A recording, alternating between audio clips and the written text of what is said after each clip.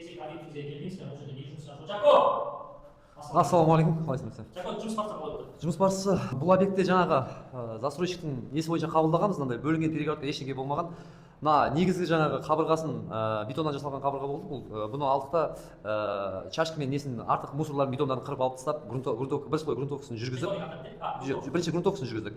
Одан кейін жаңағы грунтовка жаңағы шаңын басады, артық заттың бәрін шайып басатын нәрсе. Одан кейін жаңағы нені жүргіздік, бетонда контакты жүргіздік. Бетонда контакты жүргізіп алғаннан кейін бұл қабырғаға жаңағы геометриясын шығарып маяк құрылды. Маяк құрылып болғаннан кейін біз сол аралықты пайдаланып мына электр жүйесін жүргіздік, тоқтарын тастап алдық, проект бойынша бәрін өз орындарына қойып. Сол қалай тоқты бітіргеннен кейін жаңағы гипсовый штукатурка, гипсовый сылақты лақтырып бастадық, толтырып болғаннан кейін маяктарын алып орындарын толтырып, одан кейін жаңағы грунтовкасын тағы бір мәрте уже екінші мәрте грунтовать етіп, бірінші слой ливкасты жүргіздік. Ливкасты бірінші слой жаңағы глад алинекстің ливкасын жүргіздік. Оны жүргізіп болғаннан кейін оны бір мәрте жаңағыдай шкуркілеп қырып алдық та, артық несін жаңағы түзулігін түзеп, артығын қырып алып, оның сыртынан тағы да уже үшінші слой грунтовать етіп, мына бояқ алдындағы жаңағы полимерлі шпаклевка дейді, полимерлі слой, шелектегі полимерлі ливкасты. Соны жүргізіп алдық. Оны жүргізіп болғаннан кейін жаңағыдай оның да жаңағы артық жаңағыдай жағылып қалған жерлері болады, соның бәрін қырып алып, жаңағы шкурт етіп, оның сыртынан бояққа дайындап, бояқ осыдан кейін екі слой болады. Бояқтың алдында жаңағы тағы да уже төртінші мәрте грунтовать еттік қой, сонда болды. Иә, грунтовка төрт мәрте жүрді бұл жерде. По технологиясы бойынша каждый жаңағы этап жұмыс өткеннен кейін грунтовать ету ол обязательно да, негізгі несі сол. Міне енді соның жаңағы результаты, міне жаңағы стенаның қабырғаның сапасын көреміз десеңдер, диагональда да жақсы болып тұр, вертикально да жақсы болып тұр, именно горизонтально да. Қай жерге қойсақ та?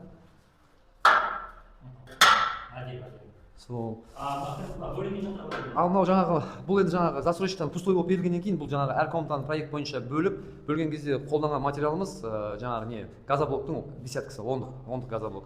Бұл енді газоблок болғандықтан бұған жаңағы бетонна контакт жаққан жоқ, біз не себепті бұл жұмсақ материал болғаннан кейін өзінің технологиясы бойынша. Бірақ бұған екі жаңағы газоблоктың сыртының өзінен пропиткамен екі слой грунтовка өттік.